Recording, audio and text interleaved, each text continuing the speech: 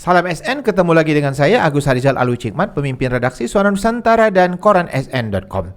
Dan pada episode ke-136, Selasa 20 September 2022, kita episodenya Ulas Berita. Dan biasanya Ulas Berita, saya sebagai host ditemani redaktur pelaksana Dedi Suhendra. Assalamualaikum, Dan. Waalaikumsalam, Kak. Dan saya kenalkan sekali lagi bahwa Dedi Suhendra kesehariannya adalah yang mengedit dan mengolah berita-berita Suara Nusantara untuk di halaman 1 dan berita-berita yang terbit di koran sn.com ya, terutama berita utamanya, Det, ya. Dan kita hari ini ulas berita, Det, ya. Dan kita kasih pengumuman sekali lagi kepada penonton Lesa SN bahwa ulas berita akan hadir lebih banyak karena ini adalah permintaan dari penonton Lesa SN.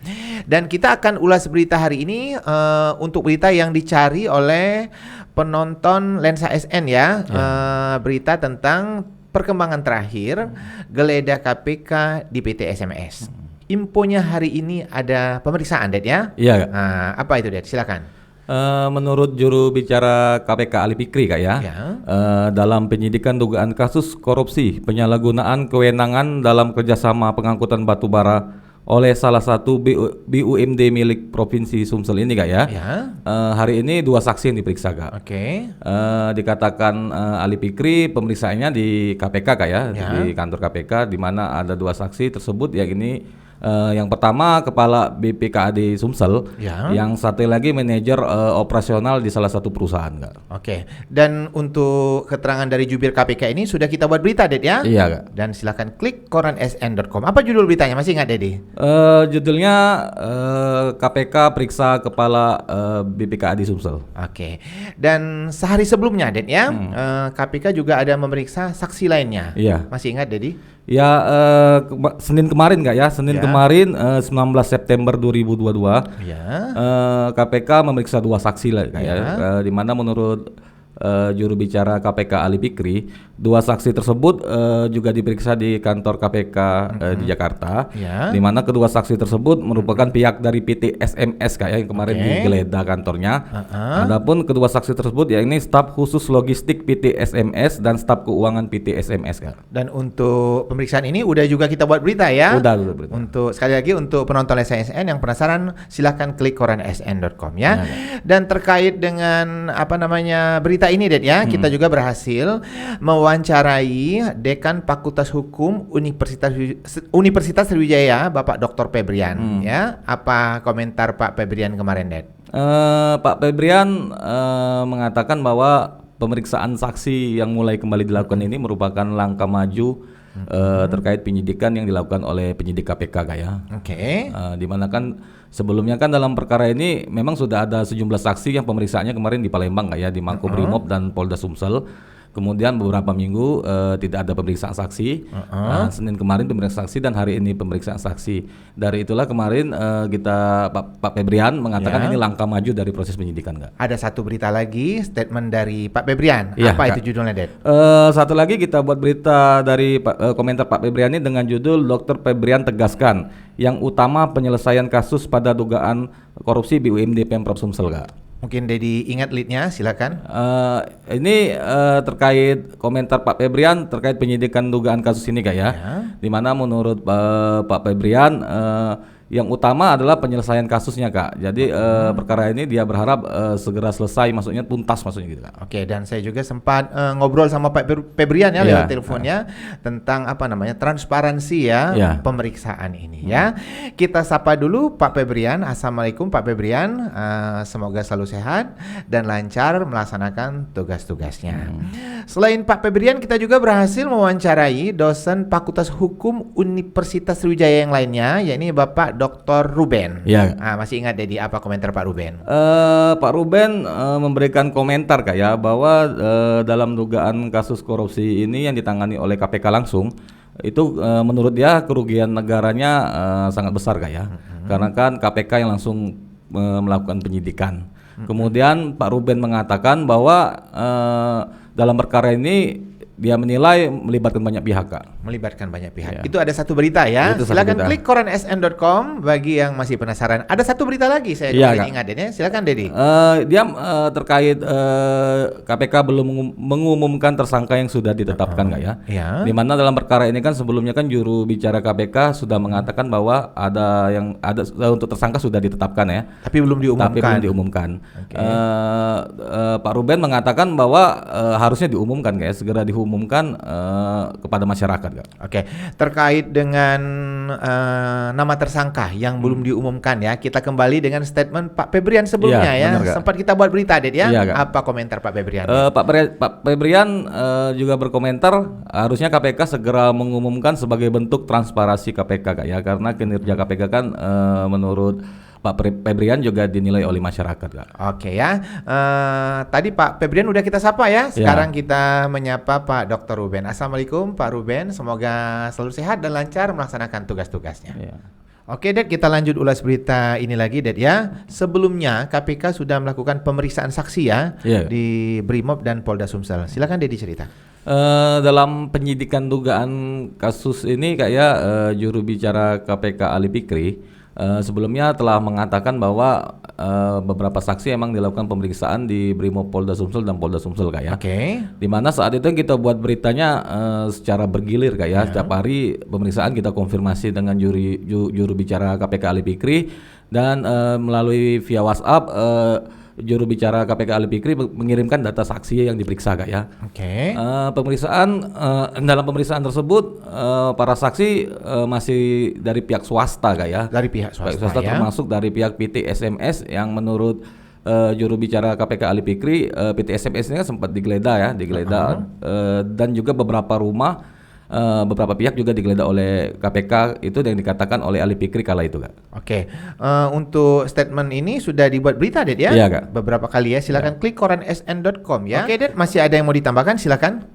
Terkait penyidikan dugaan kasus ini Kak ya, di mana ketika itu juru bicara KPK Ali Fikri mengatakan sudah ada tersangka yang ditetapkan, namun belum diumumkan Kak. Dan terkait keterangan jubir KPK ini ya Ded ya, sudah kita buat berita ya, beberapa kali ya, dan ini menarik perhatian dari penonton Lesa SN, pembaca Suara Nusantara edisi cetak dan koransn.com. Kemudian ada lagi yang mau ditambahkan Ded? Terkait penggeledahan Kak ya, di mana juru bicara KPK Ali Fikri mengatakan penggeledahan tersebut dilakukan di PT SMS Kak ya. Selain itu juga ada penggeledahan di sejumlah rumah atau kediaman pihak-pihak terkait. Dikatakan Ali Fikri dari penggeledahan tersebut diamankan dokumen keuangan Kak. Oke Ded, kita ulas berita yang lainnya Ded ya.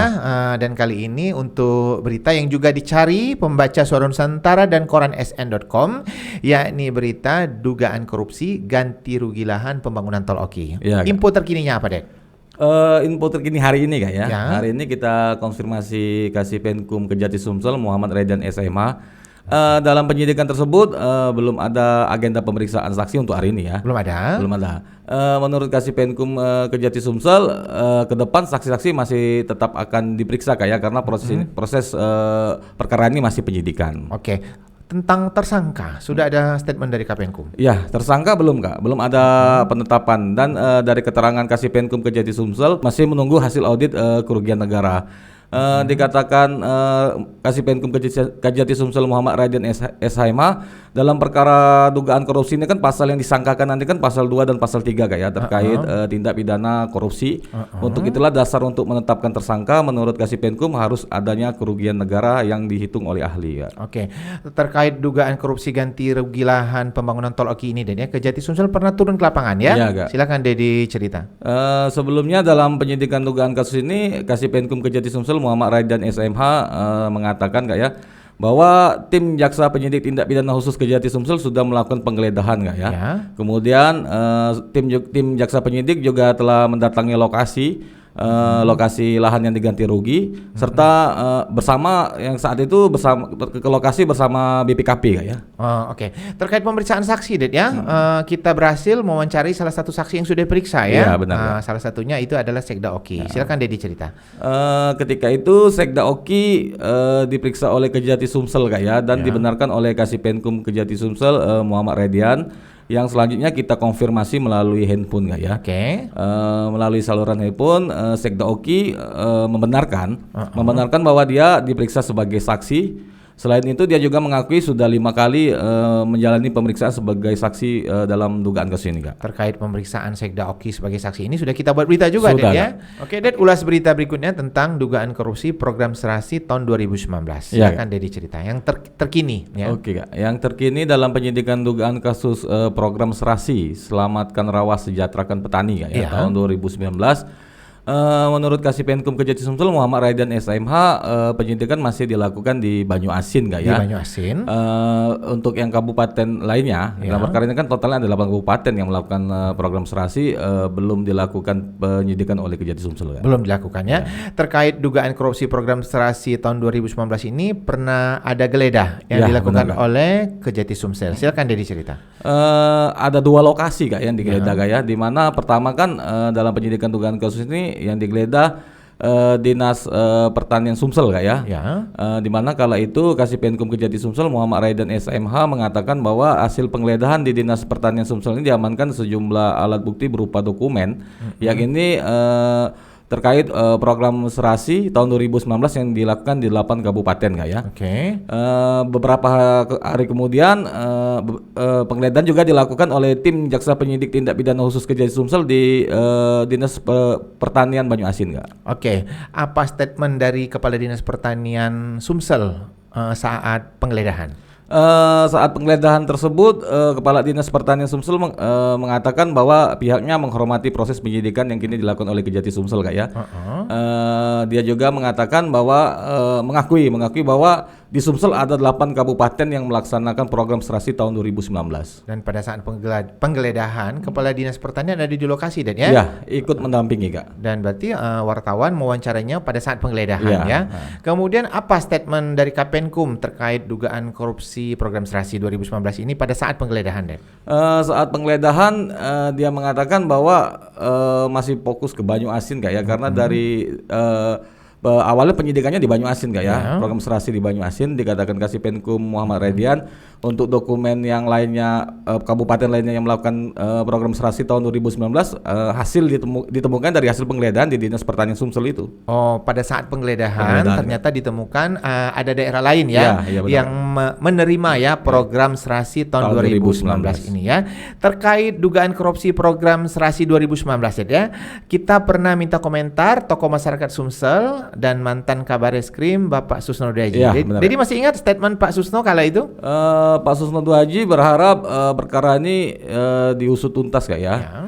Dan beliau sangat menyayangkan masih saja terjadi dugaan korupsi, apalagi ini kan menyangkut pertanian, Kak, ya, pertanian. Untuk itulah dia diharapkannya program serasi tahun 2019 diusut tuntas apabila ada keterlibatan kabupaten lain selain Banyu Asin yang saat ini sudah penyidikan. Dan ada statement Pak Susno waktu itu, ya, dan dia adalah seorang petani dan punya lahan pertanian di Banyu Asin, Dan, ya, benar, tapi tidak dapat program serasi program ini, ya, serasi di tahun ini. 2019. Oke, Dan, kita lanjut yang terkini untuk pemeriksaan saksi dari program serasi 2019 ini apa nih, Dan? Dari keterangan Kasipenkum Kejati Sumsel Muhammad Raidan, Kak, ya. Untuk hari ini belum ada agenda pemeriksaan saksi, namun Kasipenkum menegaskan proses penyidikan masih terus berlangsung, Kak, ya. Namun sebelumnya kan minggu kemarin, Kak, ya, tim penyidik Pisus Kejati Sumsel memeriksa UPKK Gapoktan di Banyu Asin, Kak. Dan sudah kita buat berita, ya. Sudah buat berita, jadi berita utama, Ded, ya. Kemudian kita juga berhasil mewawancarai, ya, Kepala Dinas Pertanian Banyu Asin yang menjabat kala program ini digulirkan, Ded, ya. Silakan Dedi cerita, masih ingat? Ketika itu kita konfirmasi langsung kepada Kepala Dinas Pertanian Banyu Asin yang kala itu menjabat, Kak, ya. Dia membenarkan bahwa kegiatan program serasi tahun 2019 dilaksanakan di Banyu Asin di saat dia masih menjabat kepala dinas, Kak, ya. Kemudian dia juga mengakui pernah menghadiri panggilan Kejati Sumsel dan menyerahkan dokumen Lalu dia mengatakan bahwa akan mendukung akan mendukung Kejati Sumsel dalam penyidikan dugaan kasus ini, Kak. Dan kita sangat menyayangkan terjadinya dugaan korupsi program serasi tahun 2019 ini ya, di tengah pemerintah pusat dan pemerintah daerah tengah menggencarkan pembangunan di bidang pertanian. Dan ini adalah program APBN, Ded, ya? Ya, ini program APBN, program pemerintah pusat dari Kementerian Pertanian RI, Kak. Oke, untuk penonton Lensa SN, silakan klik ya korensn.com untuk yang masih penasaran dengan berita-berita yang sudah kita ulas malam hari ini, Ded, ya. Dan tampaknya kita udah di ujung ulas berita, Ded, ya. Dan seperti biasa di ujung ulas berita, kita selalu mengucapkan terima kasih kepada penonton Lensa SN yang sudah setia menonton tayangan-tayangan Lensa SN. Dan kita akan hadir lebih banyak ya untuk ulas berita, karena penonton ulas berita juga lumayan banyak juga, Ded, ya. Dan teruslah memberikan komentar positif agar kita juga bisa memberikan tayangan-tayangan yang berkualitas. Dan biasanya di ujung ulas berita kita ada quotes, Ded, ya. Dan quote kita hari ini adalah, dalam hidup tetaplah bersyukur dan teruslah menebar kebaikan. Jangan lupa untuk like, comment, share, dan subscribe kanal YouTube Lensa SN agar informasi menarik dari kanal YouTube ini tetap tersebar merata di bumi Sumatera Selatan. Demikian dari saya. Wassalamualaikum warahmatullahi wabarakatuh.